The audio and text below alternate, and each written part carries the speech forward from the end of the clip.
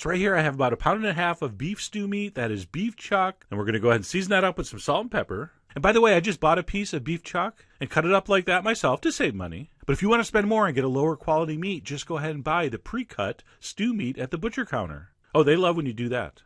But I do recommend cutting your own. And once we have that seasoned, we're going to go ahead and sear that on high heat in a little bit of vegetable oil in some kind of heavy-duty pot or pan that has a lid. And like I said, we're going to brown this meat fairly well over high heat. And once we have that fairly well browned, we'll go ahead and add a whole bunch of garlic and spices and herbs, along with a little broth. And what we'll do is we'll just simply stew this until the beef is tender. And that's pretty much it. So once our meat's brown, we're going to go ahead and add a whole bunch of sliced garlic. We're going to want a nice big pinch of red pepper flakes, some more freshly ground black pepper, some dry oregano, some dry thyme, some dry rosemary. We're going to need some more salt. We're going to throw in a bay leaf. And then for the wet ingredients, I'm going to put in a little bit of white wine vinegar. A lot of people like to use a splash of wine in here, but I like the vinegar. And then we're going to go ahead and add enough chicken stock or chicken broth to cover. And then all we're going to do is bring this up to a simmer, reduce the heat, and stew it until it's tender. So in the original recipe, they'll make a roast beef, slice it thin, and add that back into the natural beef juices that they make with the roasting pan, which is very delicious. But here I was thinking, let's take some stew beef and cook it right in that flavorful broth and save a step. So that's the plan at least. So we're going to use standard stewing technique here. You can go ahead and leave your heat on high until it starts to bubble. And then of course we're going to back that heat down to low until we have a nice, steady, but very, very gentle simmer. And at that point, we're simply going to cover it and cook that for about an hour to an hour and a half, or until those chunks of meat are fork tender. Oh, by the way, people that think I'm cool, check out the socks and sandal combo. Oh yeah, that's a good look. Anyway, like I said, we're going to let that simmer slowly until it's fork tender. So when you think you're getting close, uncover it.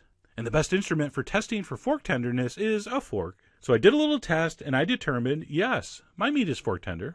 And at that point, we're ready to divide and conquer.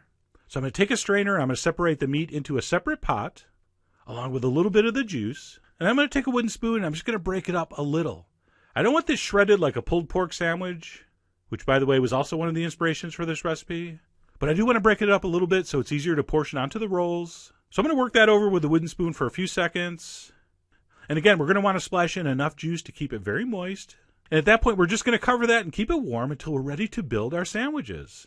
Okay, so our meat's ready. We're just going to reserve that until needed. And it's on to the final two phases, the juice and the vegetables. And for the juice, there's really not much to do. You can skim off some fat if you want. I did a little bit. And you're going to give that a taste, and it should be very, very strongly flavored, like spicy, salty, and very herby. But that's how it's supposed to be. This is not a soup. We're going to use that to soak our bread and to dip the sandwich into. So you want it strongly flavored. And you could strain this if you want, but I'm not going to. I'm just going to keep it hot like the beef until I'm ready to serve. So that's all set. And we're on to the last and final ingredient, the giardiniera.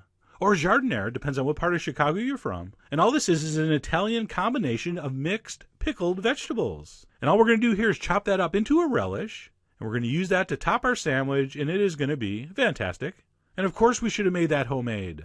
But in fairness, the Italian beef sandwiches I've had in Chicago actually came topped with giardiniera. So I think I'm okay here. And once our giardiniera is chopped, we are ready to build our sandwiches. So step one, you want to cut open some kind of crusty roll. You're going to want to drench it liberally with that garlicky, spicy, herby broth. I would go pretty much full saturation, and that's why you want to use something very crusty. Do not try this with white bread, please. It will not end well. So pretty much full saturation. Next up, we're going to top with a big spoon of that beautiful, tender, aromatic, delicious beef. And yes, a piece did fall on the floor. Thank you for asking. But the show must go on. And once we've laid down a slightly too generous portion of beef, we're going to top with an equally generous spoon of our pickled vegetables. And that beef stew version of Chicago Italian beef sandwich is done. So let's go ahead and cut that in half because this needs to be dippable.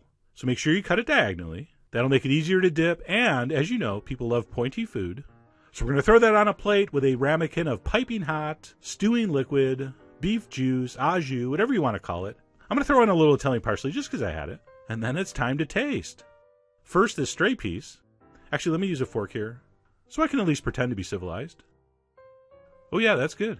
But anyway, forget the fork. Let's get in here and do this properly. What we're really supposed to be doing here is picking that sandwich up, dipping it in, letting it absorb some of that delicious and highly flavored broth. And we're going to eat that just like a classic French dip.